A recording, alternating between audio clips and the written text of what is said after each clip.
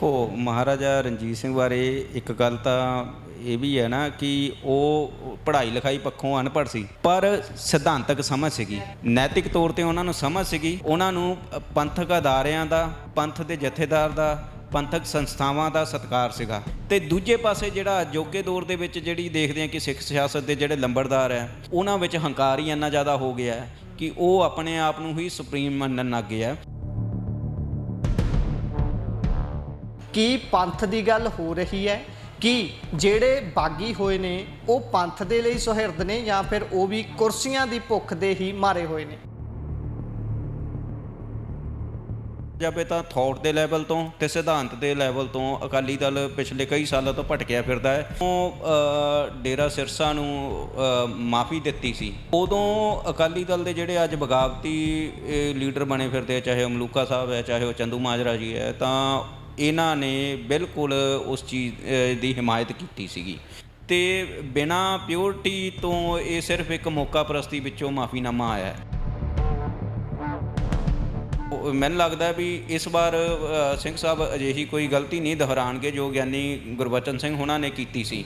ਉਹਦੇ ਲਈ ਕੁਛ ਇਹੋ ਜਿਹਾ ਫੈਸਲਾ ਹੋਣਾ ਚਾਹੀਦਾ ਹੈ ਜਿਹੜਾ ਆਮ ਸਿੱਖਾਂ ਨੂੰ ਲੱਗੇ ਕਿ ਹਾਂ ਵਾਕਈ ਅਕਾਲ ਤਖਤ ਸਾਹਿਬ ਨੇ ਇਸ ਵਾਰ ਜਿਹੜਾ ਫੈਸਲਾ ਦਿੱਤਾ ਹੈ ਉਹ ਬਿਨਾਂ ਕਿਸੇ ਪੱਖਪਾਤ ਤੋਂ ਦਿੱਤਾ ਹੈ ਅਤੇ ਇਹ ਬਣਨਾ ਚਾਹੀਦਾ ਸੀਗਾ। ਦੇਖੋ ਅਕਾਲੀ ਦਲ ਨੇ ਪਿਛਲੇ ਕਈ ਸਾਲਾਂ 'ਚ ਨਾ ਜਿਹੜਾ ਵਰਕਰ ਜੋੜਿਆ ਸੀਗਾ, ਉਹ ਇੱਕ ਸੱਤਾ ਪ੍ਰਤੀ ਲਾਲਚੀ ਵਰਗ ਸੀਗਾ, ਜਿਨ੍ਹਾਂ ਨੂੰ ਮਤਲਬ ਕਿ ਸਿਰਫ ਇਹ ਲਿਖਦਾ ਸੀਗਾ ਵੀ ਕੋਈ ਰੇਤੇ ਦੀ ਜਾਂ ਮਾਈਨਿੰਗ 'ਚੋਂ ਬਿਜ਼ਨਸ ਕਮਾ ਰਿਹਾ ਸੀਗਾ ਜਾਂ ਕੁਛ ਟਰਾਂਸਪੋਰਟ ਦੇ ਧੰਦੇ 'ਚੋਂ ਕੋਈ ਫਾਇਦਾ ਲੈ ਰਿਹਾ ਸੀਗਾ, ਤਾਂ ਉਹਨੂੰ ਅਕਾਲੀ ਮਸਲਿਆਂ ਨਾਲ ਕੋਈ ਸਾਰੋਕਾਰ ਹੀ ਨਹੀਂ ਸੀਗਾ।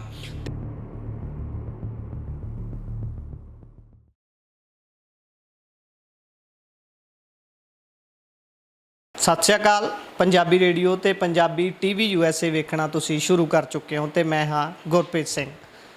ਇਸ ਸਮੇਂ ਪੰਜਾਬ ਦੇ ਵਿੱਚ ਪੰਥਕ ਕਹਾਉਣ ਵਾਲੀ ਪਾਰਟੀ ਸ਼੍ਰੋਮਣੀ ਅਕਾਲੀ ਦਲ ਆਪਸੀ ਪਾਟੋ ਧਾੜ ਦੀ ਸ਼ਿਕਾਰ ਹੈ। ਪਿਛਲੇ ਕਈ ਚੋਣਾਂ ਤੋਂ ਲਗਾਤਾਰ ਲੋਕਾਂ ਦੀ ਰਮਜ ਨੂੰ ਸਮਝਣ ਦੇ ਵਿੱਚ ਅਸਫਲ ਰਹੀ ਸ਼੍ਰੋਮਣੀ ਅਕਾਲੀ ਦਲ ਦੇ ਵਿੱਚ ਸਮੇਂ-ਸਮੇਂ 'ਤੇ ਅਲੱਗ-ਅਲੱਗ ਬਗਾਵਤਾਂ ਹੁੰਦੀਆਂ ਰਹੀਆਂ ਨੇ, ਪਰ ਜਿਹੜੀ ਇਸ ਵਾਰ ਬਗਾਵਤ ਹੋਈ ਹੈ ਉਸ ਦੇ ਵਿੱਚ ਬਹੁਤ ਅੱਗੇ ਤੱਕ ਵਧਣ ਦੇ ਲਈ ਕੋਸ਼ਿਸ਼ ਕੀਤੀ ਗਈ ਬਾਗੀ ਧੜੇ ਦੇ ਵੱਲੋਂ। ਪਰ ਇਸ ਸਾਰੇ ਦੇ ਵਿੱਚ ਕੀ ਪੰਥ ਦੀ ਗੱਲ ਹੋ ਰਹੀ ਹੈ ਕਿ ਜਿਹੜੇ ਬਾਗੀ ਹੋਏ ਨੇ ਉਹ ਪੰਥ ਦੇ ਲਈ ਸੁਹਿਰਦ ਨੇ ਜਾਂ ਫਿਰ ਉਹ ਵੀ ਕੁਰਸੀਆਂ ਦੀ ਭੁੱਖ ਦੇ ਹੀ ਮਾਰੇ ਹੋਏ ਨੇ? ਇਹ ਸਾਰੇ ਦੇ ਬਾਬਤ ਗੱਲਬਾਤ ਹੋਣੀ ਬਹੁਤ ਜ਼ਰੂਰੀ ਹੈ ਅਤੇ ਉਸੇ ਵਿਸ਼ੇ 'ਤੇ ਗੱਲਬਾਤ ਕਰਨ ਦੇ ਲਈ ਸਾਡੇ ਨਾਲ ਸੂਝਵਾਨ ਵਿਅਕਤੀ ਇਸ ਸਮੇਂ ਮੌਜੂਦ ਨੇ। ਬਾਈ ਗੰਗਵੀਰ ਰਠੌਰ ਹੋਣੀ ਮੌਜੂਦ ਨੇ, ਉਹਨਾਂ ਨਾਲ ਗੱਲ ਕਰਕੇ ਆਪਾਂ ਇਹ ਸਾਰੇ ਸੰਦਰਭ ਜਾਣਨ ਦੀ ਕੋਸ਼ਿਸ਼ ਕਰਾਂਗੇ, ਉਹਨਾਂ ਨਾਲ ਫਤਿਹ ਦੀ ਸਾਂਝ ਪਾਉਂਦੇ ਹਾਂ, ਫਿਰ ਗੱਲ ਅੱਗੇ ਤੋਰਾਂਗੇ। ਬਾਈ ਜੀ ਸਭ ਤੋਂ ਪਹਿਲਾਂ ਪਿਆਰ ਭਰੀ ਸਤਿ ਸ਼੍ਰੀ ਅਕਾਲ। ਸਤਿ ਸ਼੍ਰੀ ਅਕਾਲ ਜੀ। ਬਾਈ ਅਸੀਂ ਦੇਖ ਰਹੇ ਹਾਂ ਸਥਿਤੀ, ਤੁਸੀਂ ਵੀ ਵੇਖ ਰਹੇ ਹੋ, ਪੰਜਾਬ ਦੇ ਵਿੱਚ ਮੁੱਢੋਂ ਪੰਥਕ ਘੁਮਾਉਣ ਵਾਲੀ ਧਿਰ, ਉਹ ਧਿਰ ਜਿਹਨੂੰ ਇੱਕ ਕਮੇਟੀ ਨੇ ਸ਼ੁਰੂ ਕੀਤਾ, ਪਰ ਇਸ ਸਮੇਂ ਐਂ ਜਾਪਦਾ ਵੀ ਉਹ ਕਮੇਟੀ ਛੋਟੀ ਹੈ, ਉਹ ਜਿਹੜੀ ਸਿਆਸੀ ਪਾਰਟੀ ਹੈ ਉਹ ਸਭ ਤੋਂ ਸੁਪਰੀਮ ਹੋ ਗਈ ਹੈ। ਇਸ ਵਿਚਾਲੇ ਪਾਟੋ ਧਾੜ ਤੁਹਾਡੇ ਸਾਹਮਣੇ ਹੈ। ਗੱਲ ਸ਼੍ਰੋਮਣੀ ਅਕਾਲੀ ਦਲ ਦੇ ਵਿੱਚ ਜੋ ਕੁਝ ਹੋ ਰਿਹਾ ਤੁਸੀਂ ਦੇਖ ਰਹੇ ਹੋ, ਤੁਹਾਨੂੰ ਕਿਤੇ ਵੀ ਇਹ ਝਲਕ ਨਜ਼ਰ ਪੈਂਦੀ ਹੈ ਕਿ ਇਹ ਸਾਰੇ ਬਾਗੀ ਧੜੇ ਵੀ ਅਤੇ ਕੋਰ ਪਾਰਟੀ ਜਿਹੜਾ ਕਹਿੰਦਾ ਵੀ ਅਸੀਂ ਅਸਲੀ ਅਕਾਲੀ ਹਾਂ, ਕੀ ਇਹਨਾਂ ਦੇ ਵਿੱਚੋਂ ਕੋਈ ਧਿਰ ਤੁਹਾਨੂੰ ਪੰਥ ਲਈ ਸੁਹਿਰਦ ਲੱਗਦੀ ਹੈ, ਪੰਥਕਤਾ ਲਈ ਸੁਹਿਰਦ ਲੱਗਦੀ ਹੈ, ਸਿੱਖੀ ਲਈ ਸੁਹਿਰਦ ਲੱਗਦੀ ਹੈ? ਦੇਖੋ ਜਦ ਆਪਾਂ ਗੱਲ ਕਰਦੇ ਹਾਂ ਸ਼੍ਰੋਮਣੀ ਅਕਾਲੀ ਦਲ ਦੀ, ਜਿਸ ਦੌਰ ਦੇ ਵਿੱਚ ਅੱਜ ਤੋਂ ਤਕਰੀਬਨ 100 ਸਾਲ ਪਹਿਲਾਂ ਅਕਾਲੀ ਦਲ ਖੜ੍ਹਾ ਹੋਇਆ ਸੀ ਅਤੇ ਜਿੰਨੇ ਸੰਘਰਸ਼ ਅਕਾਲੀ ਦਲ ਨੇ ਲੜੇ ਹੈ, ਉਹ ਆਪਾਂ ਦੇਖਦੇ ਹਾਂ ਵੀ 70-80 ਤੱਕ ਅਕਾਲੀ ਦਲ ਦੀ ਜਿਹੜੀ ਪੋਲੀਟਿਕਸ ਸੀਗੀ ਸਿੱਖ ਹਿੱਤਾਂ ਨੂੰ ਸਮਰਪਿਤ ਸੀਗੀ। ਪਰ ਜਦੋਂ 96 ਤੋਂ ਬਾਅਦ ਅਕਾਲੀ ਦਲ ਸੱਤਾ ਵਿੱਚ ਆਇਆ, 5-5 ਸਾਲ ਦੀ ਇਹਨਾਂ ਨੂੰ ਸੱਤਾ ਮਿਲੀ ਹੈ, ਤਕਰੀਬਨ ਪਿਛਲੇ 20-25 ਸਾਲ 'ਚ ਇਹਨਾਂ ਨੇ 15 ਸਾਲ ਸੱਤਾ ਵਿੱਚ ਭੋਗੀ ਹੈ, ਤਾਂ ਉਹਦੇ ਵਿੱਚ ਆਪਾਂ ਦੇਖਦੇ ਹਾਂ ਵੀ ਪੰਥ ਪਿੱਛੇ ਰਹਿ ਜਾਂਦਾ ਹੈ ਅਤੇ ਨਿੱਜਵਾਦ ਭਾਰੂ ਹੋ ਜਾਂਦਾ ਹੈ। ਅਤੇ ਉਹਦੇ ਵਿੱਚੋਂ ਇਹ ਵੀ ਦੇਖਿਆ ਵੀ ਅਕਾਲੀ ਸਿਆਸਤ ਦੇ ਵਿੱਚੋਂ ਹੀ ਮਤਲਬ ਜਿਹੜਾ ਜੋ ਨਿਕਲਿਆ ਉਹਦੇ ਵਿੱਚ ਪੰਥਕ ਐਲੀਮੈਂਟ ਘਟਦਾ ਗਿਆ, ਅਤੇ ਈਵਨ ਲਗਾਤਾਰਤਾ ਦੇ ਨਾਲ ਆਪਾਂ ਦੇਖਦੇ ਹਾਂ ਕਿ ਅਕਾਲੀ ਦਲ ਪੰਥਕ ਮਸਲਿਆਂ ਤੋਂ ਹੀ ਪਿੱਛੇ ਹਟ ਗਿਆ।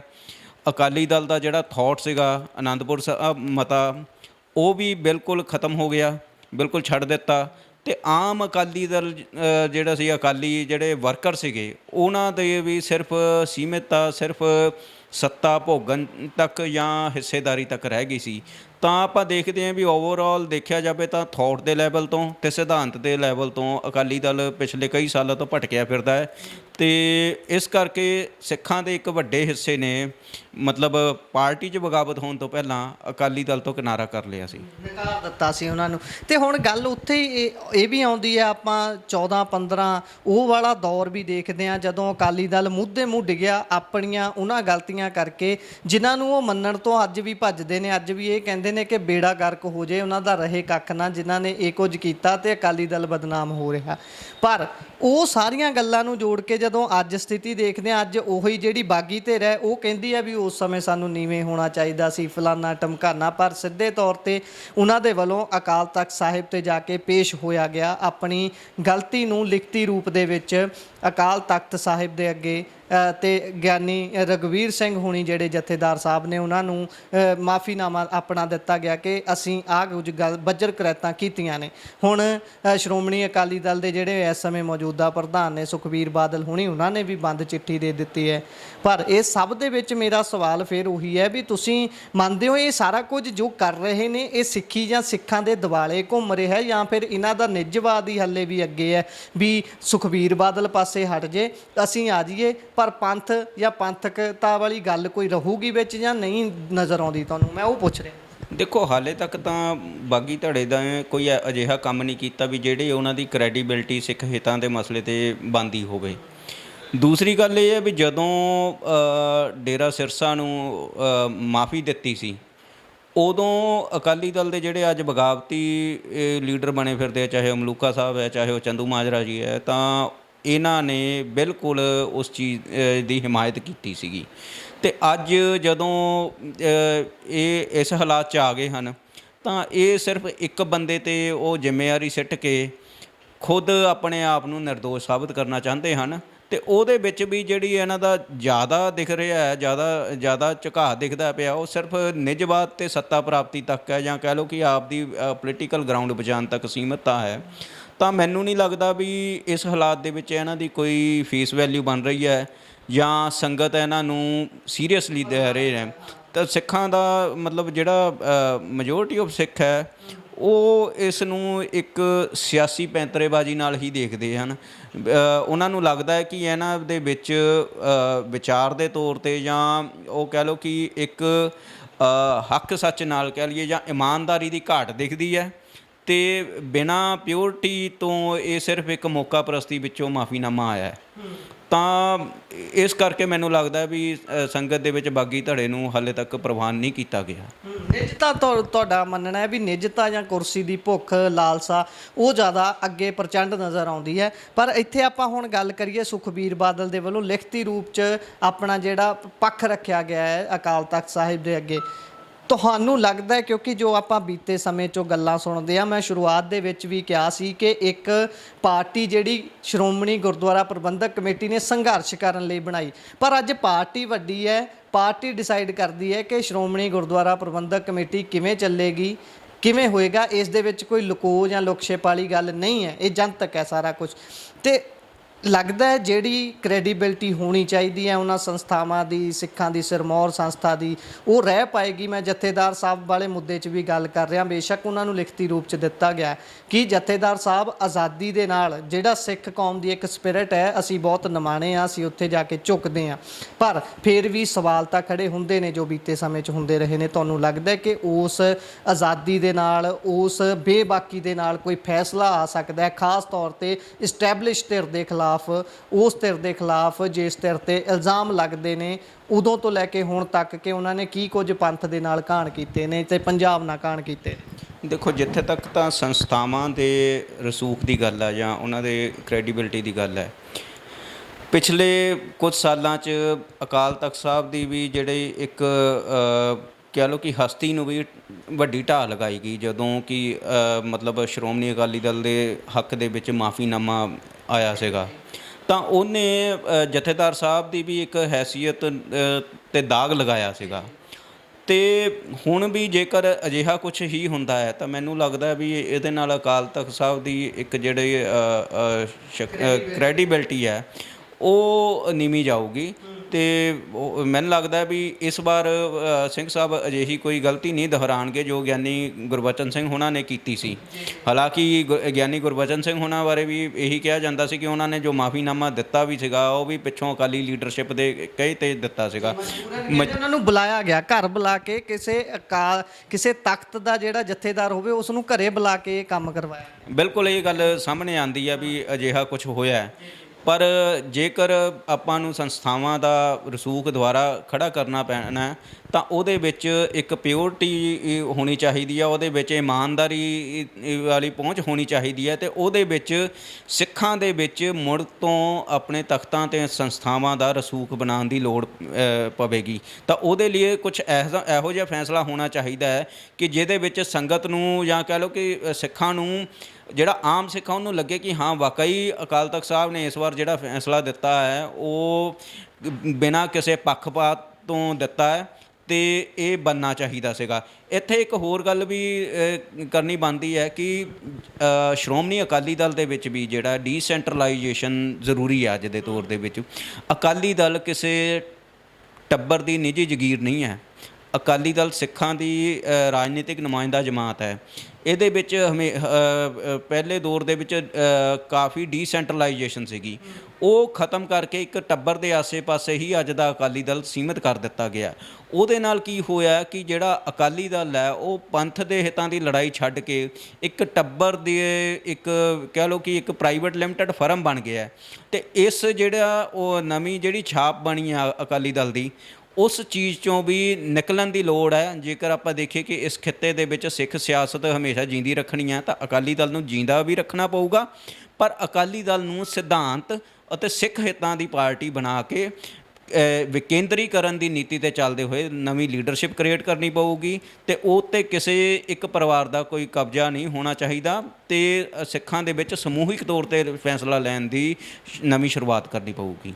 ਜੀ, ਇਹ ਚੀਜ਼ਾਂ ਹੋਣੀਆਂ ਚਾਹੀਦੀਆਂ ਨੇ, ਪਰ ਇੱਕ ਦੂਸਰਾ ਪੱਖ ਇਹ ਵੀ ਹੈ, ਜਿਹੜੇ ਬਾਦਲ ਧੜਾ ਹੈ ਉਹ ਇੱਥੋਂ ਤੱਕ ਗੱਲ ਕਰਦੇ ਨੇ ਕਿ ਜਿਹੜੇ ਬਾਗੀ ਹੋਏ ਨੇ ਇਹ ਆਪ ਨਹੀਂ ਹੋਏ, ਇਹਨਾਂ ਨੂੰ ਕਰਵਾਇਆ ਗਿਆ, ਇਹਨਾਂ ਦੇ ਪਿੱਛੇ ਪਾਵਰ ਹੈ। ਤੁਸੀਂ ਮੰਨਦੇ ਹੋ ਕਿ ਇਹਨਾਂ ਦੇ ਪਿੱਛੇ ਕੋਈ ਪਾਵਰ ਵੀ ਹੋ ਸਕਦੀ ਹੈ? ਕਹਿ ਲਓ ਵੀ ਦਿੱਲੀ ਵਾਲੇ ਕਹਿੰਦੇ ਇਹਨਾਂ ਦੇ ਪਿੱਛੇ ਨੇ, ਜਾਂ ਇਹਨਾਂ ਨੂੰ ਕੋਈ ਸਪੋਰਟ ਕਰ ਰਿਹਾ ਜਿਹੜਾ ਕਹਿ ਰਿਹਾ ਵੀ ਤੁਸੀਂ ਸ਼੍ਰੋਮਣੀ ਅਕਾਲੀ ਦਲ ਨੂੰ, ਸਿੱਖਾਂ ਦੀ ਨੁਮਾਇੰਦਾ ਜਮਾਤ ਨੂੰ ਤੋੜੋ। ਕੀ ਅਸੀਂ ਇਹ ਮੰਨ ਸਕਦੇ ਹਾਂ ਕਿ ਇਹਦੇ ਪਿੱਛੇ ਕੋਈ ਵੱਡੀ ਰਣਨੀਤੀ ਜਾਂ ਕੋਈ ਵੱਡਾ ਪ੍ਰੋਜੈਕਟ ਹੋ ਸਕਦਾ ਕਿਸੇ ਧਿਰ ਦਾ ਜਿਹੜੀ ਸਿੱਖਾਂ ਨੂੰ ਖਿਲਾਰਨਾ, ਸਿੱਖਾਂ ਨੂੰ ਖਿੰਡਰਨਾ ਪੁੰਡਰਨਾ ਚਾਹੁੰਦੀ ਹੋਵੇ? ਦੇਖੋ, ਇਹ ਤਾਂ ਮਤਲਬ ਨਾ 1947 ਤੋਂ ਬਾਅਦ ਹੀ ਹੋ ਗਿਆ ਸੀ ਅਕਾਲੀ ਸਿਆਸਤ ਨੂੰ ਖ਼ਤਮ ਕਰਨ ਲਈ, ਚਾਹੇ ਉਹ ਕਾਂਗਰਸ ਰਹੀ ਹੈ ਜਾਂ ਮੌਜੂਦਾ ਦੌਰ ਦੀ ਬੀਜੇਪੀ। ਇਹਨੇ ਹਮੇਸ਼ਾ ਹੀ ਇਹ ਨੀਤੀ ਅਪਣਾਈ ਹੈ ਕਿ ਪੰਜਾਬ ਦੇ ਵਿੱਚ ਅਕਾਲੀ ਜਿਹੜੀ ਪਾਰਟੀ ਹੈ, ਸਿੱਖਾਂ ਦੀ ਨੁਮਾਇੰਦਾ ਜਮਾਤ ਹੈ, ਉਹਨੂੰ ਧੜੇਬੰਦੀ ਵਿੱਚ ਵੰਡਿਆ ਜਾਵੇ ਅਤੇ ਸਿੱਖਾਂ ਦੀ ਜਿਹੜੀ ਸ਼ਕਤੀ ਹੈ ਉਹਨੂੰ ਖਿੰਡਾਇਆ ਜਾ ਸਕੇ ਅਤੇ ਤਾਂ ਜੋ ਸਿੱਖ ਆਪਣੇ ਜਿਹੜੇ ਅਸਲ ਪੰਥਕ ਮਸਲੇ ਹਨ, ਚਾਹੇ ਉਹ ਖੇਤਰੀ ਮਸਲੇ ਹਨ, ਚਾਹੇ ਉਹ ਪਾਣੀ ਦਾ ਮਸਲਾ ਹੈ ਜਾਂ ਪੰਜਾਬ ਦੇ ਹੱਕੀ ਮਸਲੇ ਹਨ, ਉਹਨਾਂ ਦੀ ਮੰਗ ਛੱਡ ਕੇ ਇੱਕ ਆਮ ਮਸ਼ਹੂਰੀ ਵਾਲੀਆਂ ਪਾਰਟੀਆਂ ਵਾਂਗ ਜਿਹੜੀਆਂ ਪਾਪੂਲਰ ਏਜੰਡਾ ਪੇਸ਼ ਕਰਦੀਆਂ ਫ੍ਰੀ ਬੀਜ ਤੱਕ ਜਾਂ ਕੁਛ ਸਿੱਖ ਮਸਲਿਆਂ ਤੋਂ ਕੇਂਦਰਿਤ ਨਾ ਰਵੇ ਅਤੇ ਦੂਸਰੇ ਮਸਲੇ ਆਮ ਮਸਲਿਆਂ ਦੀ ਰਾਜਨੀਤੀ ਕਰਦੇ ਹੋਏ ਮੇਨ ਏਜੰਡੇ ਤੋਂ ਭਟਕ ਜਾਵੇ। ਸੋ ਇਹੀ ਕਾਰਨ ਹੈ ਕਿ ਅਜੋਕੇ ਦੌਰ ਦੇ ਵਿੱਚ ਵੀ ਜਦ ਦੇਖਦੇ ਹਾਂ ਵੀ ਮਲੂਕਾ ਸਾਹਿਬ ਦੇ ਟੱਬਰ ਵਿੱਚੋਂ ਹੀ ਬੀਜੇਪੀ ਦੀ ਉਮੀਦਵਾਰੀ ਵਜੋਂ ਇਲੈਕਸ਼ਨ ਲੜੀ ਜਾਂਦੀ ਹੈ ਅਤੇ ਚੰਦੂ ਮਾਜਰਾ ਸਾਹਿਬ ਚਾਹੁੰਦੇ ਸਨ ਕਿ ਬੀਜੇਪੀ ਨਾਲ ਅਲਾਇੰਸ ਹੋਵੇ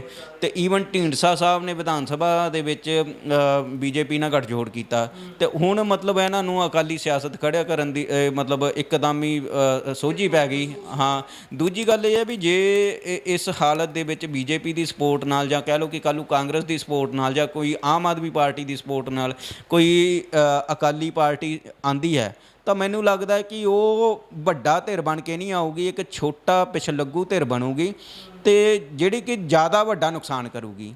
ਸੋ ਮੈਨੂੰ ਲੱਗਦਾ ਕਿ ਅਜੋਕੇ ਦੌਰ ਦੇ ਵਿੱਚ ਅਕਾਲੀ ਥੋਟ 'ਤੇ ਖੜ੍ਹੇ ਹੋ ਕੇ ਰਾਜਨੀਤੀ ਕਰਨ ਦੀ ਲੋੜ ਹੈ। ਫੈਡਰਲਿਜ਼ਮ ਦਾ ਅਨੰਦਪੁਰ ਸਾਹਿਬ ਦਾ ਮਤਾ ਸੀਗਾ, ਉਹਦੇ ਬਾਰੇ ਕਲੈਰਿਟੀ ਨਾਲ ਗੱਲ ਕਰਨ ਦੀ ਲੋੜ ਹੈ। ਪਰ ਮੈਂ ਦੇਖ ਰਿਹਾ ਕਿ ਅਜੋਕੇ ਦੌਰ ਦੇ ਵਿੱਚ ਸਿੱਖ ਸਿਆਸਤ ਵਿੱਚੋਂ ਜਾਂ ਅਕਾਲੀ ਲੀਡਰਸ਼ਿਪ ਵੱਲੋਂ ਇਹੋ ਜਿਹੇ ਮਸਲਿਆਂ 'ਤੇ ਕੋਈ ਵਿਚਾਰ ਹੀ ਨਹੀਂ ਹੋ ਰਿਹਾ।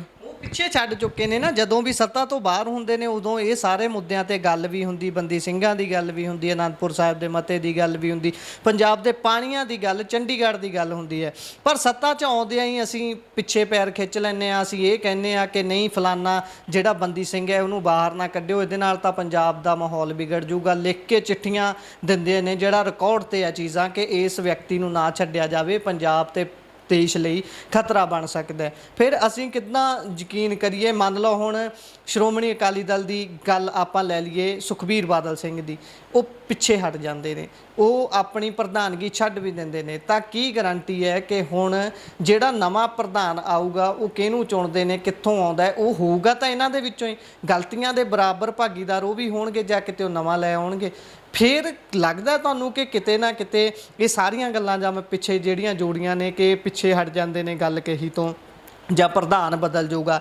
ਇਹ ਸਭ ਦੇ ਬਾਵਜੂਦ ਜਦੋਂ ਇੱਕ ਨਵੇਂ ਰੂਪ 'ਚ ਅਕਾਲੀ ਦਲ ਜੇ ਸਾਹਮਣੇ ਆਉਂਦੀ ਹੈ ਸਾਰੇ ਦੇ ਬਾਅਦ, ਤਾਂ ਲੋਕਾਂ ਦਾ ਯਕੀਨ ਵਾਪਸ ਬਣ ਸਕਦਾ ਹੈ ਇਸ ਧਿਰ ਦੇ ਵਿੱਚ? ਕਿਉਂਕਿ ਇਸ ਨੂੰ ਜਿਉਂਦੀ ਰੱਖਣ ਦੀਆਂ ਗੱਲਾਂ ਤਾਂ ਵਿਰੋਧੀ ਧਿਰ ਵਾਲੇ ਵੀ ਕਰਦੇ ਨੇ, ਕਾਂਗਰਸ ਵਾਲੇ ਵੀ ਕਈ ਵਾਰੀ ਕਹਿੰਦੇ ਨੇ ਕਿ ਨਹੀਂ, ਪੰਜਾਬ ਦੇ ਵਿੱਚ ਸ਼੍ਰੋਮਣੀ ਅਕਾਲੀ ਦਲ ਜਿਉਂਦੀ ਰਹਿਣੀ ਬਹੁਤ ਜ਼ਰੂਰੀ ਹੈ। ਤੁਸੀਂ ਇਸ ਨੂੰ ਕਿਵੇਂ ਵੇਖਦੇ ਹੋ? ਦੇਖੋ, ਜਿਹੜਾ ਵਿਰੋਧੀ ਧਿਰਾਂ ਦਾ, ਈਵਨ ਜੋ ਕਹਿ ਲਓ ਕਿ ਗੌਰਮੈਂਟ ਦਾ ਵੀ, ਸੈਂਟਰਲ ਗੌਰਮੈਂਟ ਦਾ ਵੀ ਸੋਚਣਾ ਹੈ, ਉਹਨਾਂ ਨੂੰ ਇਹ ਲੱਗਦਾ ਹੈ ਕਿ ਜੇਕਰ ਪੰਜਾਬ ਦੇ ਵਿੱਚ ਸਿੱਖਾਂ ਦੇ ਮਤਲਬ ਅਕਾਲੀ ਦਲ ਨਹੀਂ ਵੀ ਹੋਊਗਾ, ਤਾਂ ਉਹਨਾਂ ਨੂੰ ਇਹ ਲੱਗਦਾ ਕਿ ਜਿਹੜੀ ਵੱਖਵਾਦੀ ਰਾਜਨੀਤੀ ਹੈ ਉਹ ਕਿਤੇ ਨਾ ਕਿਤੇ ਹਾਵੀ ਹੋ ਜੂਗੀ, ਵੀ ਜਾਂ ਜਿਹਨੂੰ ਉਹ ਕੱਟੜ ਪੰਥ ਦੀ ਰਾਜਨੀਤੀ ਬੋਲ ਕੇ ਭੰਡਦੇ ਆ, ਵੀ ਉਹ ਹਾਵੀ ਹੋ ਜੂਗੀ। ਈਵਨ ਜਿਹੜੇ ਹੁਣ ਲੋਕ ਸਭਾ ਚੋਣਾਂ ਦੇ ਵਿੱਚ ਜੋ ਆਪਾਂ ਕਹਿੰਦੇ ਹਾਂ ਕਿ ਖਡੂਰ ਸਾਹਿਬ ਦਾ ਨਤੀਜਾ ਆਇਆ ਹੈ ਜਾਂ ਫਰੀਦਕੋਟ ਸੀਟ ਦਾ ਨਤੀਜਾ ਆਇਆ, ਉਹਦੇ ਤੋਂ ਵੀ ਕਿਤੇ ਨਾ ਕਿਤੇ ਸਰਕਾਰਾਂ ਤੇ ਜਿਹੜੀਆਂ ਸੈਂਟਰਲਾਈਜ਼ ਪਾਰਟੀਆਂ ਡਰੀਆਂ ਹੋਈਆਂ ਹਨ। ਉਹਨਾਂ ਨੂੰ ਲੱਗਦਾ ਹੈ ਕਿ ਜਦੋਂ ਅਕਾਲੀ ਦਲ ਪੂਰੀ ਤਰ੍ਹਾਂ ਸਪੇਸ ਗਵਾ ਦੇਊਗਾ ਤਾਂ ਕਿਤੇ ਨਾ ਕਿਤੇ ਵੀ ਜਿਹੜੀ ਸਿੱਖਾਂ ਦਾ ਇੱਕ ਵੱਡਾ ਤਬਕਾ ਉਸ ਪਾਸੇ ਨੂੰ ਚਲਾ ਜਾਊਗਾ। ਸੋ ਇਸ ਕਰਕੇ ਇਹਨਾਂ ਸਰਕਾਰਾਂ ਤੇ ਕੇਂਦਰੀ ਧਿਰਾਂ ਦੇ ਵਿੱਚ ਤਾਂ ਡਰ ਪਿਆ ਹੀ ਹੋਇਆ ਹੈ। ਪਰ ਦੂਸਰੇ ਪਾਸੇ ਜੇ ਅਕਾਲੀ ਸਿਆਸਤ ਦੁਆਰਾ ਖੜੀ ਕਰਨੀ ਹੈ ਤਾਂ ਸਾਨੂੰ ਇਮਾਨਦਾਰੀ ਨਾਲ ਮਸਲਿਆਂ 'ਤੇ ਕੰਮ ਕਰਨਾ ਪਊਗਾ। ਉਹਦੇ ਵਿੱਚੋਂ ਹੀ ਲੋਕਾਂ ਦਾ ਯਕੀਨ ਜਿੱਤਣਾ ਪਊਗਾ। ਪਹਿਲੀ ਗੱਲ ਤਾਂ ਖਾਸ ਤੌਰ 'ਤੇ ਹੈ ਕਿ ਹੁਣ ਜਿਵੇਂ ਕਿ ਸੰਵਿਧਾਨਕ ਤੌਰ 'ਤੇ ਮੰਨਿਆ ਜਾ ਰਿਹਾ ਕਿ ਲੋਕ ਸਭਾ ਦੀਆਂ ਸੀਟਾਂ ਵਧਣ ਜਾ ਰਹੀਆਂ 2026 ਦੇ ਵਿੱਚ, 26 ਜਾਂ 27 ਦੇ ਵਿੱਚ, ਤਾਂ ਉਹਦੇ ਵਿੱਚ ਕੀ ਹੋ ਰਿਹਾ ਹੈ ਕਿ ਜਿਨ੍ਹਾਂ ਸੂਬਿਆਂ ਨੇ ਫੈਮਿਲੀ ਪਲੈਨਿੰਗ ਲਾਗੂ ਕੀਤੀ ਸੀਗੀ, ਜਿਵੇਂ ਪੰਜਾਬ, ਬੰਗਾਲ ਅਤੇ ਦੱਖਣੀ ਸੂਬੇ ਹੈ, ਜਿਹੜੇ ਗੈਰ ਹਿੰਦੀ ਭਾਸ਼ੀ ਸੂਬੇ ਹੈ, ਉਹਨਾਂ ਦੀਆਂ ਲੋਕ ਸਭਾ ਸੀਟਾਂ ਘਟਣ ਜਾ ਰਹੀਆਂ ਹਨ। ਦੂਸਰੇ ਪਾਸੇ ਜਿਹੜਾ ਇਹ ਕਹਿੰਦੇ ਆ ਕਿ ਆਬਾਦੀ ਵਾਧਾ ਦਰ ਨੂੰ ਕੰਟਰੋਲ ਕਰਨ 'ਚ ਅਸਫਲ ਰਹੇ ਆ ਹਿੰਦੀ ਬੈਲਟ, ਉਹਨਾਂ ਦੀਆਂ ਸੀਟਾਂ ਵੱਧ ਰਹੀਆਂ ਹਨ। ਬਿਹਾਰ ਲਾ ਲਈਏ। ਬਿਲਕੁਲ ਬਿਲਕੁਲ। ਉਹਦੇ ਨਾਲ ਕੀ ਹੋ ਰਿਹਾ ਕਿ ਜਿਹੜੀ ਹਿੰਦੁੱਤਵਾਦੀ ਪੋਲੀਟਿਕਸ ਆ ਰਹੀ ਹੈ, ਉਹਨਾਂ ਨੂੰ ਗੈਰ ਹਿੰਦੀ ਰਾਜਾਂ 'ਤੇ ਨਿਰਭਰ ਰਹਿਣ ਦੀ ਕੋਈ ਜ਼ਰੂਰਤ ਨਹੀਂ ਪਵੇਗੀ। ਅਤੇ ਇਹਦੇ ਖਿਲਾਫ ਦੱਖਣ ਦੇ ਵਿੱਚ ਤਾਂ ਲਾਮਬੰਦੀ ਹੋ ਰਹੀ ਹੈ, ਅਤੇ ਪਰ ਆਪਾਂ ਦੇਖਦੇ ਹਾਂ ਕਿ ਜਦ ਪੰਜਾਬ ਦੇ ਵਿੱਚ ਜਾਂ ਅਕਾਲੀ ਖਿਆਲ ਦੇ ਵਿੱਚ ਇਹੋ ਜਿਹੀ ਗੱਲ ਚੱਲ ਰਹੀ ਹੈ ਤਾਂ ਮੈਨੂੰ ਲੱਗਦਾ ਵੀ ਨਿਰਾਸ਼ਾ ਹੀ ਹੋ ਰਹੀ ਹੈ ਅਤੇ ਕੋਈ ਸੀਰੀਅਸ ਕੰਮ ਨਹੀਂ ਦਿਖ ਰਿਹਾ। ਸੋ ਉਸ ਤੋਂ ਇਲਾਵਾ ਵੀ ਜਿੱਦਾਂ ਸਾਡੇ ਪਾਣੀ ਦੇ ਮਸਲੇ ਹਨ, ਵੀ ਉਹਦੇ 'ਤੇ ਵੀ ਪੰਜਾਬ ਸਰਕਾਰ ਸਰੈਂਡਰ ਕਰ ਰਹੀ ਹੈ। ਜਾਂ ਦੂਜਾ ਦੇਖ ਲਈਏ ਕਿ ਪੰਜਾਬ 'ਚ ਇੰਨੇ ਜ਼ਿਆਦਾ ਮਸਲੇ ਹੋਏ ਹਨ, ਕਿਤੇ ਵੀ ਅਸੀਂ ਦੇਖਦੇ ਹਾਂ ਕਿ ਇੱਕ ਵਿਰੋਧੀ ਧਿਰ ਦੇ ਤੌਰ 'ਤੇ ਅਕਾਲੀ ਲੀਡਰਸ਼ਿਪ ਦਿਸੀ ਨਹੀਂ, ਜਾਂ ਆਪਣੇ ਆਪ 'ਚ ਹੀ ਉਲਝੇ ਹੋਏ ਨਾ। ਆਪਾਂ ਬਾਈ ਦੇਖਦੇ ਹਾਂ ਜਦੋਂ ਸਥਿਤੀ ਉਹਨਾਂ ਦੀ, ਉਹ ਆਪਣੇ ਆਪ 'ਚ ਹੀ ਉਲਝੇ ਹੋਏ ਨੇ। ਹਾਲੇ ਤੱਕ ਉਹਨਾਂ ਦਾ ਆਪਣਾ ਤਾਣਾ ਨਹੀਂ ਸਿੱਧਾ ਹੋ ਰਿਹਾ। ਉਹ ਪੰਜਾਬ ਦੀ ਜਾਂ ਪੰਜਾਬ ਦੇ ਹੱਕਾਂ ਦੀ ਗੱਲ ਕਿੱਥੇ ਕਰਨਗੇ? ਤੁਸੀਂ ਗੱਲ ਕੀਤੀ ਹੈ, ਆਪਣਾ ਹੁਣ ਮੁੱਦਾ ਥੋੜ੍ਹਾ ਜਿਹਾ ਹੋਰ ਪਾਸੇ ਨੂੰ ਚੱਲ ਜੂਗਾ।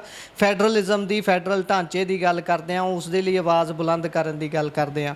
ਬੇਸ਼ੱਕ ਉਹ ਸੱਤਾਧਿਰ ਪਾਰਟੀ ਹੋਵੇ, ਬੇਸ਼ੱਕ ਕਾਂਗਰਸ ਹੋਵੇ, ਬੇਸ਼ੱਕ ਉਹ ਅਕਾਲੀ ਦਲ ਹੋਵੇ, ਉਹਨਾਂ ਦੇ ਵੱਲੋਂ 1 ਜੁਲਾਈ ਤੋਂ ਲਾਗੂ ਹੋਏ ਕਾਨੂੰਨਾਂ ਦੇ ਉੱਪਰ ਕੋਈ ਮੂੰਹ ਨਹੀਂ ਖੋਲ੍ਹਿਆ ਗਿਆ। ਬੋਲੇ ਕੌਣ? ਸਾਊਥ ਦੀਆਂ ਸਟੇਟਾਂ ਬੋਲੀਆਂ। ਪੰਜਾਬ ਦੇ ਪਾਣੀਆਂ ਦੇ ਉੱਪਰ ਡਟ ਕੇ ਗੱਲ ਕਰਨ ਦੀ ਲੋੜ ਹੈ। ਉੱਥੇ ਲਗਾਤਾਰ ਤੁਸੀਂ ਵੀ ਦੱਸਿਆ ਕਿ ਪੰਜਾਬ ਸਰਕਾਰ ਸਰੈਂਡਰ ਕਰ ਰਹੀ ਹੈ। ਪੰਜਾਬ ਨੂੰ ਵੱਧ ਹੱਕਾਂ ਦੀ ਗੱਲ, ਹੁਣ ਨਿਤਿਸ਼ ਤੇ ਨਾਇਡੂ ਹੋਣੀ ਨੇ, ਉਹ ਬੇਸ਼ੱਕ ਸੱਤਾਧਾਰੀ ਹੋਣ, ਸੱਤਾ ਦੇ ਵਿੱਚ ਉਹਨਾਂ ਦਾ ਸ਼ੇਅਰ ਹੋਣ ਦੇ ਕਰਕੇ ਉਹਨਾਂ ਨੂੰ ਵੱਧ ਅਧਿਕਾਰ ਮਿਲੇ, ਵੱਧ ਪੈਸਾ ਮਿਲਿਆ, ਪਰ ਪੰਜਾਬ ਸਰਕਾਰ ਵੀ ਇਹ ਲੈ ਸਕਦੀ ਹੈ, ਪਰ ਨਹੀਂ ਕੰਮ ਕਰ ਰਹੇ ਇਸ 'ਤੇ। ਜਦੋਂ ਇਹ ਸਾਰੀਆਂ ਚੀਜ਼ਾਂ ਦੇਖਦੇ ਹਾਂ, ਫਿਰ ਸੱਤਾਧਾਰੀ ਦਾ ਵੀ ਵਿੱਚ ਹੀ ਲੈ ਲਓ ਅਤੇ ਅਕਾਲੀ ਦਲ ਨੂੰ ਵੀ ਲੈ ਲਓ। ਜਿਹੜੀ ਫੈਡਰਲ ਢਾਂਚੇ ਦੀ ਗੱਲ ਕਰਦੀ ਰਹੀ ਹੈ, ਜਦੋਂ ਐਮਰਜੈਂਸੀ ਲੱਗਦੀ ਸੀ ਉੱਥੇ ਹਜ਼ਾਰਾਂ ਲੱਖਾਂ ਦੀ ਗਿਣਤੀ 'ਚ ਗ੍ਰਿਫਤਾਰੀਆਂ ਦਿੰਦੇ ਰਹੇ ਹਾਂ ਅਸੀਂ, ਵੱਡੀ ਗਿਣਤੀ ਦੇ ਵਿੱਚ। ਉਹੀ ਧਿਰ ਅੱਜ ਫੈਡਰਲਿਜ਼ਮ ਤੇ ਇਸ ਤਰੀਕੇ ਨਾਲ ਹਥਿਆਰ ਸੁੱਟ ਜਾਵੇ, ਸਰੈਂਡਰ ਕਰ ਜਾਵੇ, ਇਹ ਸਾਰੀਆਂ ਸਥਿਤੀਆਂ ਨੂੰ ਵੀ ਜ਼ਿੰਮੇਵਾਰ ਨਾਲ ਹੀ ਮੰਨਦੇ ਹੋ? ਬਾਕੀ ਪੰਥਕ ਢਾਹ ਤਾਂ ਲੱਗੀ ਹੈ, ਪਰ ਇਹਨਾਂ ਤੋਂ ਜਦੋਂ ਪਿੱਛੇ ਹਟ ਜਾਂਦੇ ਆ, ਆਮ ਲੋਕਾਂ ਦਾ ਨੁਕਸਾਨ ਤਾਂ ਹੁੰਦਾ ਹੀ ਹੈ, ਪਾਰਟੀ ਦਾ ਨੁਕਸਾਨ ਤੁਸੀਂ ਕਿੰਨਾ ਕੁ ਮੰਨਦੇ ਹੋ ਜਦੋਂ ਇਹਨਾਂ ਸਾਰੀਆਂ ਚੀਜ਼ਾਂ ਤੋਂ ਹੱਥ ਧੋ ਕੇ ਅਸੀਂ ਪਿੱਛੇ ਹੋ ਜਾਂਦੇ ਹਾਂ? ਦੇਖੋ, ਅਸਲ 'ਚ ਕੀ ਹੈ ਵੀ ਜਦੋਂ ਆਪਾਂ ਰਾਜਨੀਤੀ ਕਰਦੇ ਹਾਂ, ਰਾਜਨੀਤੀ ਜਿਹੜੀ ਖੜੀ ਹੁੰਦੀ ਹੈ ਸੰਘਰਸ਼ 'ਚੋਂ ਖੜੀ ਹੁੰਦੀ ਹੈ। ਆਪਣੇ ਲੋਕਾਂ ਦੇ ਲਈ ਸੰਘਰਸ਼ 'ਚ ਆਪਾਂ ਕੀ ਪ੍ਰਾਪਤੀ ਕੀਤੀ ਜਾਂ ਆਪਾਂ ਕਿੰਨਾ ਕੁ ਡਟ ਕੇ ਸੰਘਰਸ਼ ਕੀਤਾ। ਹੁਣ ਪਿੱਛੇ ਜਿਹੇ ਇੱਕ ਕਾਂਗਰਸੀ ਲੀਡਰ ਨੇ ਬਹੁਤ ਸੋਹਣੀ ਗੱਲ ਕਹੀ ਸੀ ਵੀ ਜੇ ਵੀ ਕਾਂਗਰਸ ਲਗਾਤਾਰ ਸੱਤਾ ਤੋਂ ਬਾਹਰ ਕਾਹਤੇ ਹੈ, ਤਾਂ ਉਹਨੇ ਕਿਹਾ ਸੀਗਾ ਵੀ ਅਸੀਂ ਨਾ ਲੜਨਾ ਭੁੱਲ ਗਏ ਜਾਂ ਸੜਕਾਂ 'ਤੇ ਉਤਰਨਾ ਭੁੱਲ ਗਏ।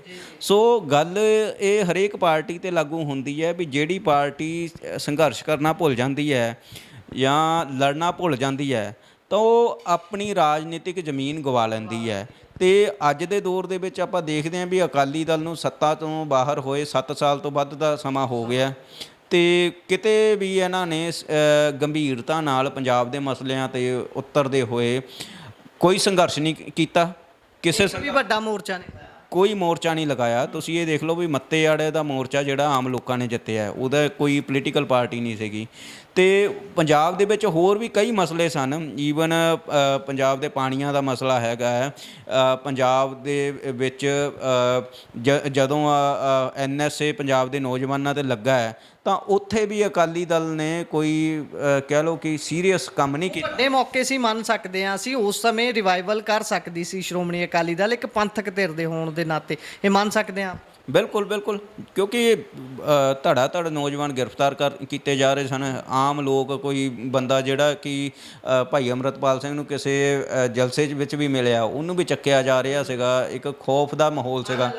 ਹਾਂ, ਅਤੇ ਉਹਦੇ ਵਿੱਚ ਅਕਾਲੀ ਦਲ ਦਾ ਕੋਈ ਮਤਲਬ ਸਟੈਂਡ ਵਧੀਆ ਨਹੀਂ ਰਿਹਾ ਅਤੇ ਨਾ ਹੀ ਉਹ ਸੰਘਰਸ਼ ਦੇ ਵਿੱਚ ਉਤਰੀ। ਈਵਨ ਪੰਜਾਬ ਦੇ ਵਿੱਚ ਹੀ ਸਿੱਖ ਰਿਆਸਤਾਂ ਦੇ ਜਿਹੜੇ ਨਿਸ਼ਾਨ ਸੀਗੇ ਉਹ ਪੁਲਿਸ ਅਧਿਕਾਰੀਆਂ ਵੱਲੋਂ ਉਹਨਾਂ ਨੂੰ ਵੱਖਵਾਦੀ ਅਤੇ ਖਾਲਿਸਤਾਨ ਦਾ ਝੰਡਾ ਕਹਿ ਕੇ ਪ੍ਰਚਾਰਿਆ ਗਿਆ, ਤਾਂ ਉਸ ਪ੍ਰੋਪੇਗੈਂਡੇ ਨੂੰ ਵੀ ਭੰਨਣ ਲਈ ਅਕਾਲੀ ਦਲ ਅੱਗੇ ਨਹੀਂ ਆਇਆ। ਤਾਂ ਇਸ ਇੱਕ ਵੀ, ਮਾਫ ਕਰਨਾ ਤੁਹਾਡੀ ਗੱਲ ਕੱਟ ਰਿਹਾ, ਇਹ ਗੱਲ ਜਿਹੜੀ ਤੁਸੀਂ ਕੀਤੀ ਹੈ ਇਸ 'ਤੇ ਆਪਾਂ ਇੱਕ ਵੀ ਪ੍ਰੈਸ ਕਾਨਫਰੰਸ ਵੀ ਨਹੀਂ ਦੇਖੀ। ਚਲੋ ਸੜਕ 'ਤੇ ਉਤਰਨ ਦੀ ਗੱਲ ਤਾਂ ਅਲੱਗ ਹੈ, ਪਰ ਉਹਨਾਂ ਨੇ AC ਵਾਲੇ ਕਮਰੇ 'ਚ ਬਹਿ ਕੇ ਵੀ ਇਸ 'ਤੇ ਗੱਲ ਕਰਨ ਦੀ ਗੁੰਜਾਇਸ਼ ਨਹੀਂ ਸਮਝੀ। ਇਸ ਦਾ ਕੀ ਕਾਰਨ ਮੰਨਦੇ ਹੋ? ਆਪਸੀ ਪਾਟੋ ਧਾੜ ਜਾਂ ਫਿਰ ਹੁਣ ਲੜਨਾ ਭੁੱਲ ਚੁੱਕੀ ਹੈ ਅਕਾਲੀ ਦਲ, ਉਹ ਸਪਿਰਿਟ ਨਹੀਂ ਰਹੀ ਅਕਾਲੀ ਦਲ ਦੇ ਅੰਦਰ? ਦੇਖੋ, ਅਕਾਲੀ ਦਲ ਨੇ ਪਿਛਲੇ ਕਈ ਸਾਲਾਂ 'ਚ ਨਾ ਜਿਹੜਾ ਵਰਕਰ ਜੋੜਿਆ ਸੀਗਾ, ਉਹ ਇੱਕ ਸੱਤਾ ਪ੍ਰਤੀ ਲਾਲਚੀ ਵਰਗ ਸੀਗਾ, ਜਿਨ੍ਹਾਂ ਨੂੰ ਮਤਲਬ ਕਿ ਸਿਰਫ ਇਹ ਲਿਖਦਾ ਸੀਗਾ ਵੀ ਕੋਈ ਰੇਤੇ ਦੀ ਜਾਂ ਮਾਈਨਿੰਗ 'ਚੋਂ ਬਿਜ਼ਨਸ ਕਮਾ ਰਿਹਾ ਸੀਗਾ ਜਾਂ ਕੁਛ ਟਰਾਂਸਪੋਰਟ ਦੇ ਧੰਦੇ 'ਚੋਂ ਕੋਈ ਫਾਇਦਾ ਲੈ ਰਿਹਾ ਸੀਗਾ, ਤਾਂ ਉਹਨੂੰ ਅਕਾਲੀ ਮਸਲਿਆਂ ਨਾਲ ਕੋਈ ਸਾਰੋਕਾਰ ਹੀ ਨਹੀਂ ਸੀਗਾ। ਅਤੇ ਜਦੋਂ ਸੱਤਾ ਬਦਲਦੀ ਹੈ ਅਤੇ ਉਹ ਅਜਿਹੇ ਬੰਦੇ ਮਤਲਬ ਕਿ ਕਿਉਂਕਿ ਸੱਤਾ ਤੋਂ ਬਾਹਰ ਹੋ ਜਾਂਦੇ ਆ ਅਤੇ ਇਹਨਾਂ ਦਾ ਸਰਵਾਈਵਲ ਨਹੀਂ ਹੁੰਦਾ ਅਤੇ ਦੂਜੀਆਂ ਪਾਰਟੀਆਂ 'ਚ ਜਾ ਰਲਦੇ ਆ। ਤਾਂ ਹੁਣ ਵੀ ਇਹ ਹੋਇਆ ਕਿਤੇ ਨਾ ਕਿਤੇ ਜਿਹੜਾ ਪੇਂਡੂ ਢਾਂਚਾ ਜਿਹੜਾ ਸੀਗਾ ਅਕਾਲੀ ਦਲ ਦਾ, ਉਹ ਪਿੰਡਾਂ 'ਚੋਂ ਪੇਂਡੂ ਢਾਂਚਾ ਟੁੱਟਦੇ ਹੋਏ ਉਹ ਆਮ ਆਦਮੀ ਪਾਰਟੀ ਵੱਲ ਚਲਾ ਗਿਆ ਜਾਂ ਕਿਤੇ ਨਾ ਕਿਤੇ ਕੋਈ ਕਾਂਗਰਸ ਵੱਲ ਚਲਾ ਗਿਆ, ਕਿਉਂਕਿ ਉਹਨਾਂ ਨੂੰ ਦਿਖ ਰਿਹਾ ਕਿ ਆਉਣ ਵਾਲੇ ਟਾਈਮ ਦੇ ਵਿੱਚ ਅਕਾਲੀ ਦਲ ਦੀ ਕੋਈ ਸਪੇਸ ਨਹੀਂ ਬਣ ਰਹੀ। ਉਸ ਕ੍ਰਾਈਸਿਸ ਦੇ ਵਿੱਚੋਂ ਅਕਾਲੀ ਦਲ ਦਾ ਜਿਹੜਾ ਇੱਕ ਲਾਲਚੀ ਜਿਹੜਾ ਵਰਕਰ ਸੀਗਾ ਉਹ ਟੁੱਟ ਚੱਕਾ ਹੈ। ਇਸੇ ਨੂੰ ਤੁਸੀਂ ਕਾਰਨ ਮੰਨਦੇ ਹੋ ਕਿ ਜਿਹੜੇ ਪੰਜਾਬ ਦੇ ਵਿੱਚ ਆਮ ਆਦਮੀ ਪਾਰਟੀ ਦੇ ਇੰਨੇ ਵੱਡੇ ਪੱਧਰ ਤੇ ਪੈਰ ਲੱਗੇ ਨੇ, 92 ਸੀਟਾਂ ਆ ਜਾਣੀਆਂ, ਇਸੇ ਦਾ ਕਿਤੇ ਨਾ ਕਿਤੇ ਸ਼੍ਰੋਮਣੀ ਅਕਾਲੀ ਦਲ ਦਾ ਪਿੱਛੇ ਹਟ ਜਾਣਾ, ਸ਼੍ਰੋਮਣੀ ਅਕਾਲੀ ਦਲ ਦਾ ਨਿਘਾਰ ਵੱਲ ਜਾਣਾ ਆਮ ਆਦਮੀ ਪਾਰਟੀ ਲਈ ਫਾਇਦੇਮੰਦ ਸਾਬਤ ਹੋਇਆ? ਇਸ 'ਤੇ ਤੁਸੀਂ ਇਸ ਸਟੇਟਮੈਂਟ ਨੂੰ ਕਿਵੇਂ ਦੇਖਦੇ ਹੋ? ਦੇਖੋ, ਦੋ ਚੀਜ਼ਾਂ ਹੈ। ਪਹਿਲੇ ਤਾਂ ਆਪਾਂ ਦੇਖਦੇ ਹਾਂ ਕਿ ਪਿਛਲੇ 5 ਸਾਲ ਜਦੋਂ ਕਾਂਗਰਸ ਦੀ ਸਰਕਾਰ ਸੀਗੀ, ਉਦੋਂ ਅਕਾਲੀ ਦਲ ਨੇ ਓਪੋਜੀਸ਼ਨ ਦੀ ਕੋਈ ਭੂਮਿਕਾ ਹੀ ਨਹੀਂ ਨਿਭਾਈ, ਕੋਈ ਸੰਘਰਸ਼ ਨਹੀਂ ਲੜਿਆ। ਦੂਜਾ ਇਹ ਹੈ ਕਿ ਬੇਅਦਬੀ ਦਾ ਜਿਹੜਾ ਮਸਲਾ ਹੈ, ਬੇਅਦਬੀ ਦੇ ਮਸਲੇ ਦੇ ਵਿੱਚ ਅਕਾਲੀ ਦਲ ਨੇ ਅੱਜ ਤੱਕ ਇਹ ਮੰਨਿਆ ਹੀ ਨਹੀਂ ਕਿ ਉਹਦੇ ਵਿੱਚ ਡੇਰਾ ਸਿਰਸਾ ਇਨਵੋਲਵ ਸੀਗਾ।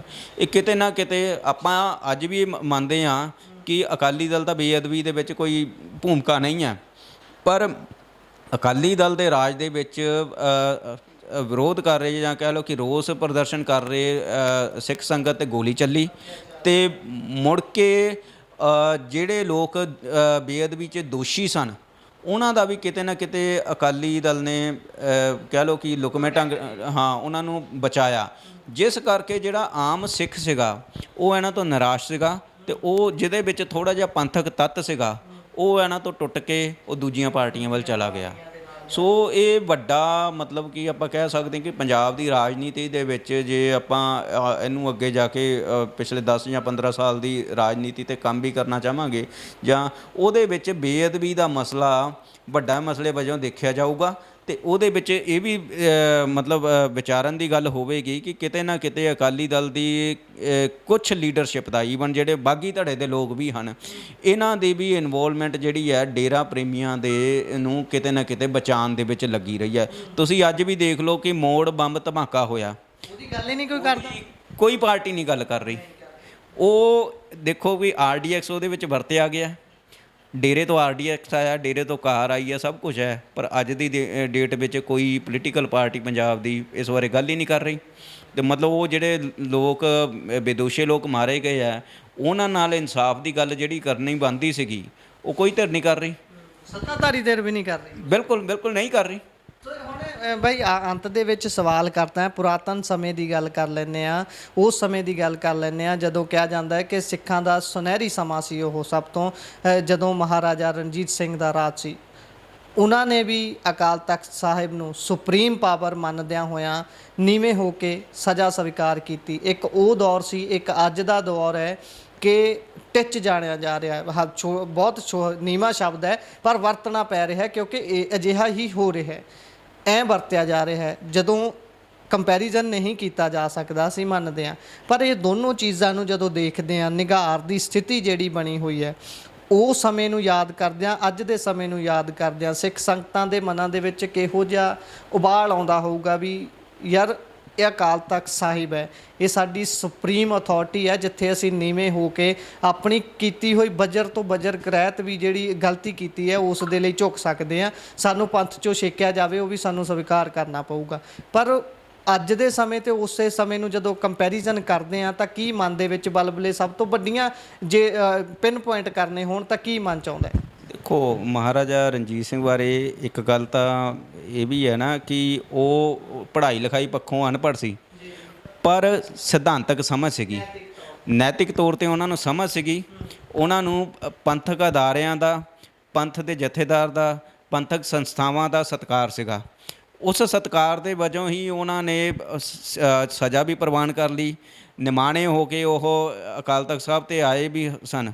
ਅਤੇ ਦੂਜੇ ਪਾਸੇ ਜਿਹੜਾ ਅਜੋਕੇ ਦੌਰ ਦੇ ਵਿੱਚ ਜਿਹੜੀ ਦੇਖਦੇ ਹਾਂ ਕਿ ਸਿੱਖ ਸਿਆਸਤ ਦੇ ਜਿਹੜੇ ਲੰਬੜਦਾਰ ਹੈ, ਉਹਨਾਂ ਵਿੱਚ ਹੰਕਾਰ ਹੀ ਇੰਨਾ ਜ਼ਿਆਦਾ ਹੋ ਗਿਆ ਕਿ ਉਹ ਆਪਣੇ ਆਪ ਨੂੰ ਹੀ ਸੁਪਰੀਮ ਮੰਨਣ ਲੱਗ ਗਏ ਆ। ਇੱਥੋਂ ਤੱਕ ਕਿ ਤਖਤਾਂ ਦੇ ਜਥੇਦਾਰਾਂ ਨੂੰ ਘਰੇ ਸੱਦ ਕੇ ਫੈਸਲੇ ਕਰਾ ਲੈਂਦੇ ਨੇ ਵੀ ਫਲਾਣੇ ਬੰਦੇ ਨੂੰ ਮਾਫੀ ਦੇਣੀ। ਦੇਖੋ, ਸਿੱਖ ਸਿਧਾਂਤ ਦੇ ਵਿੱਚ ਧਰਮ ਉੱਪਰ ਹੈ, ਰਾਜਨੀਤੀ ਹੇਠ ਹੈ।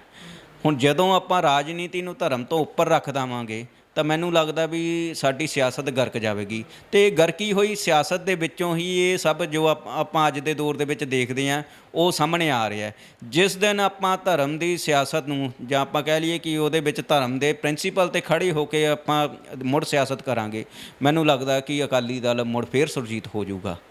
ਹੋ ਸਕਦਾ, ਬਿਲਕੁਲ ਹੋ ਸਕਦਾ, ਪਰ ਉਹਦੇ ਵਿੱਚ ਇਹ ਹੈ ਕਿ ਆ ਹੰਕਾਰੀ ਰਾਜਨੀਤੀ ਦਾ, ਨਿੱਜਵਾਦ ਦੀ ਰਾਜਨੀਤੀ ਦਾ, ਜਾਂ ਕਹਿ ਲਓ ਕਿ ਜਿਹੜੀਆਂ ਸੰਸਥਾਵਾਂ ਦਾ ਘਾਣ ਕਰਨ ਵਾਲਾ ਜਿਹੜਾ ਇੱਕ ਚੱਲ ਰਿਹਾ ਦੌਰ, ਇਹ ਖਤਮ ਹੋਣਾ ਚਾਹੀਦਾ। ਜਦੋਂ ਬੰਦਾ ਸੱਚੇ ਮਨ ਨਾਲ ਆ ਕੇ ਪੰਥ ਦੀ ਸਰਪ੍ਰਸਤੀ ਦੇ ਵਿੱਚ ਆ ਕੇ ਆਪਣੀ ਰਾਜਨੀਤੀ ਖੜਾ ਕਰੂਗਾ ਤਾਂ ਮੈਨੂੰ ਲੱਗਦਾ ਕਿ ਸਿੱਖ ਸੰਗਤ ਜਿਹੜੀ ਹੈ ਜਾਂ ਕਹਿ ਲਓ ਕਿ ਪੰਥ ਜਿਹੜਾ ਮਾਫ ਕਰ ਦਿੰਦਾ ਹੈ। ਪੰਥ ਜੀਵੇ ਮੈਂ ਉਜੜਾਂ ਉਹ ਵਾਲੀ ਗੱਲ ਜਦੋਂ ਹੋ ਜਾਂਦੀ ਹੈ ਕਿ ਪੰਥ ਨੂੰ ਪਹਿਲੇ ਨੰਬਰ 'ਤੇ ਰੱਖਣਾ। ਸੋ ਤੁਸੀਂ ਠੌਰ ਜੀ ਸਮਾਂ ਦਿੱਤਾ, ਤੁਹਾਡਾ ਬਹੁਤ ਬਹੁਤ ਧੰਨਵਾਦ। ਅੰਤ 'ਚ ਕੁਝ ਕਹਿਣਾ ਚਾਹੁੰਦੇ ਹੋ? ਬਸ ਇਹ ਮੈਂ ਤੁਹਾਡੀ ਗੱਲ ਨਾਲ ਹੀ ਸਹਿਮਤ ਹੁੰਦਾ ਹੋਇਆ ਹੀ ਕਹਾਂਗਾ ਕਿ ਇੱਕ ਦੌਰ ਸੀਗਾ ਵੀ ਮਾਸਟਰ ਤਾਰਾ ਸਿੰਘ ਵਰਗਿਆਂ ਦਾ, ਜਿਨ੍ਹਾਂ ਨੇ ਮਤਲਬ ਕਿ ਪੰਥ ਜੀਵੇ ਮੈਂ ਉਜੜਾਂ ਸਭ ਕੁਛ ਮਤਲਬ ਵਾਰ ਦਿੱਤਾ। ਸਿੱਖਾਂ ਦੀ ਮਤਲਬ ਜਿਹੜੀ ਕਹਿ ਲਓ ਕਿ ਰਾਜਨੀਤੀ ਹੁੰਦੀ ਸੀ ਉਹਦੇ ਵਿੱਚ ਪੰਥਕ ਹਿੱਤ ਹੀ ਪਹਿਲੇ ਨੰਬਰ 'ਤੇ ਰੱਖੇ ਜਾਂਦੇ ਸੀ, ਨਿੱਜਵਾਦ ਦੀ ਕੋਈ ਥਾਂ ਨਹੀਂ ਸੀ।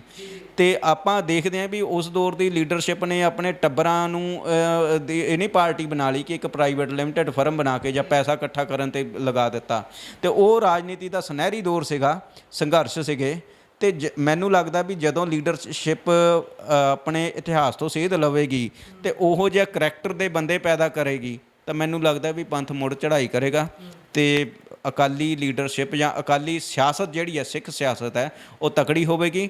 ਤੇ ਮੁੜ ਮੈਨੂੰ ਲੱਗਦਾ ਵੀ ਪੰਥਕ ਤੌਰ ਤੇ ਆਪਾਂ ਜਿਹੜੇ ਪੰਥਕ ਹਿੱਤਾਂ ਦੀ ਗੱਲ ਅੱਗੇ ਤੋਰ ਪਾਵਾਂਗੇ ਤੇ ਮੋਰਚੇ ਫਤਿਹ ਕਰ ਪਾਵਾਂਗੇ। ਧੰਨਵਾਦ। ਸੋ ਇਹ ਸਨ ਸਾਡੇ ਨਾਲ ਗੰਗਵੀਰ ਰਠੌਰ ਜੀ, ਜਿਨ੍ਹਾਂ ਨੇ ਚਾਨਣਾ ਪਾਇਆ ਹੈ ਕਿ ਸ਼੍ਰੋਮਣੀ ਅਕਾਲੀ ਦਲ ਨੂੰ ਲੈ ਕੇ ਜਿਹੜੀ ਇਸ ਸਮੇਂ ਖਿੱਚੋਤਾਣ ਪੰਜਾਬ ਦੇ ਵਿੱਚ ਚੱਲ ਰਹੀ ਹੈ, ਉਸ 'ਤੇ ਨਜ਼ਰ ਸਾਰੇ ਪੰਜਾਬ ਦੀ ਬਣੀ ਹੋਈ ਹੈ। ਉਹ ਸਾਰੇ ਦੇ ਵਿੱਚ ਜੋ ਅਸੀਂ ਗੱਲਾਂ ਕੀਤੀਆਂ ਨੇ, ਜੋ ਮਨ ਦੇ ਤੌਖਲੇ ਜਾਂ ਸਵਾਲ ਸੀ, ਉਹਨਾਂ ਦੇ ਨਾਲ ਸਾਂਝੇ ਕਰਕੇ ਇੱਕ ਵਿਚਾਰ ਗੋਸ਼ਟੀ ਕੀਤੀ ਹੈ। ਇਹ ਸਾਰੇ ਬਾਬਤ ਤੁਹਾਡੇ ਕੀ ਵਿਚਾਰ, ਰਾਏ, ਟਿੱਪਣੀਆਂ ਨੇ, ਤੁਸੀਂ ਸਾਡੇ ਨਾਲ ਸੱਭਿਅਕ ਭਾਸ਼ਾ ਦੇ ਵਿੱਚ ਸਾਂਝੇ ਕਰ ਸਕਦੇ ਹੋ। ਜੁੜੇ ਰਹੋ Punjabi radio, Punjabi TV USA ਨਾਲ। ਧੰਨਵਾਦ।